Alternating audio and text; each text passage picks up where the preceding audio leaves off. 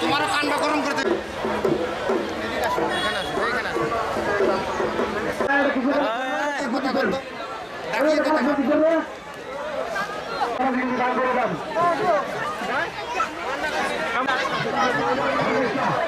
এর পদ্মায় দেখো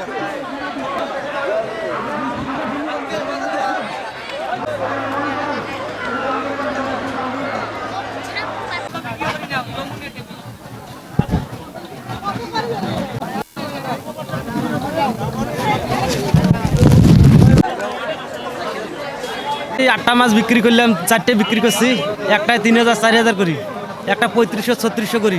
বড় বড় মাছ এখানে, সব বড় বড় মাছ। আমি সিরাজগঞ্জ থেকে আসি, প্রতি বছরে আসি। বংশ এর আগে চাঁদা দিছে, এবার 2 বছরের চাঁদা দেওয়া লাগতেছে না, ব্যবসা করে আরাম পাইতেছি। এই এর আগে আসি নাই, এইবারই প্রথম আসলাম ফ্যামিলি নিয়ে। এসেছি, ভীষণ ভালো লাগতেছে। আগের মতন আসতে পারিনি, তো এবার নিজের সন্তান সহ এসেছি। ভীষণ ভিড়, তবুও ঘুরবো, দেখবো। সিন্দুরমতি মেলা একটা ঐতিহ্যবাহী মেলা।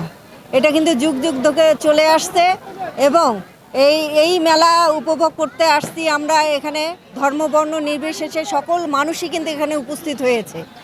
আজকে এটা শুভ উদ্বোধন ঘোষণা হলো, 2 দিন ব্যাপী মেলা চলবে। এখানে অনেক জেলা থেকেও কিন্তু মানুষ আসে এই সিন্দুরমতি মেলা উপভোগ করার জন্য। এখানে জিনিসপত্রের দাম তুলনামূলকভাবে কম।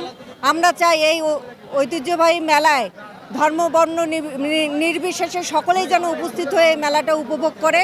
ঠিক তেমনি আমি একজন সাধারণ জনগণ হিসাবে এখানে আসছি এই মেলা উপভোগ করার জন্য। খুব ভালো লাগতেছে আমার। আজকে আমরা এখানে মায়ের পুজো করতেছি। আমাদের ধর্ম বা পাপ মোচন হবার জন্য আমরা দীর্ঘ এই সকলে সকাল থেকে কালকে আজ সকাল 8টার থেকে এখানে আমাদের এই সিন্দুরমতি এই পুকুরের মন্দিরের মধ্যে সকল মা বোনেরা সকলে আমরা উপস্থিত হয়েছি। এখানে স্নান করতে যাচ্ছি, সকলে স্নান করতেছে। স্নান করিয়ে যারা যারা নিজ নিজ গৃহে যারা কিছু খরচ করে দান দক্ষিণা করতেছে, দান দক্ষিণা করিয়া নিজ নিজ গৃহে তারা গমন করতেছে, আবার আসতেছে। স্নান করে পাপ পূর্ণ হয়ে যায়। পাপ আমাদের যেটা আছে সে পাপটা আমার পূর্ণ হয়ে যায়। আমরা বলে দিয়েছি যাতে এখানে কোনো আইন শৃঙ্খলার অবনতি না হয়, দোকান নিয়ে দখল সংক্রান্ত কোনো সমস্যা না হয়, একটা স্পিড বোট চলতেছে সেখানে কোনো সমস্যা না হয়।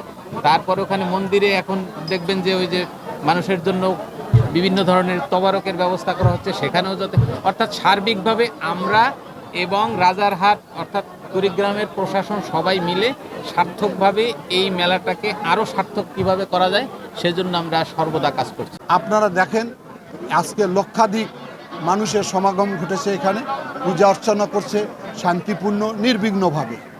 এবং আমাদের একটি পরিকল্পনা রয়েছে এই সিন্দুরমতি পুকুরকে ঘিরে, যাতে করে এটাকে নিরাপত্তার বেষ্টনীতে আমরা রাখতে পারি।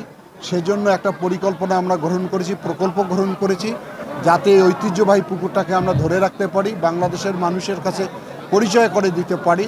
সে কারণে সীমানা প্রাচীর নির্মাণ করা, পূজার জন্য মন্দিরগুলোকে সংস্কার করা, সুন্দর করে তৈরি করা, আরও যেন ঘাট তৈরি করে পূজার যারা আসবে তারা স্নান কাজটা সম্পন্ন করতে পারে, এখানে বিদ্যুতের ব্যবস্থা করা। সামগ্রিকভাবে একটা পরিকল্পনা আমি গ্রহণ করেছি। এটা অনেকের কাছে হয়তো ভালো লাগেনি, যারা কাজ করেনি, যারা এটাকে নষ্ট করেছে, ধ্বংস করেছে, ফেসিস্টরা যারা সহযোগিতা করে নেই, এখানে রোজগারের পথ করেছিল, তারা হয়তো ফেসবুকে কিছু লিখছে। আমার মনে হয় না হিন্দু সম্প্রদায় বলেন বা সাধারণ মানুষ বলে এটাকে ভালোভাবে নিচ্ছে। আমরা আমাদের পরিকল্পনা মাফিক কাজ করব, যাতে আগামী দিনে এই ঐতিহ্যবাহী 200 বছরের এই সিন্দুরমতি পুকুর একটি দর্শনীয় জায়গা হয় এবং সনাতন ধর্মের মানুষের নির্বিঘ্নে পূজা এবং তাদের স্নান কাজ সম্পন্ন করে একটা বৃহৎ আকারের মেলা অনুষ্ঠিত হতে পারে।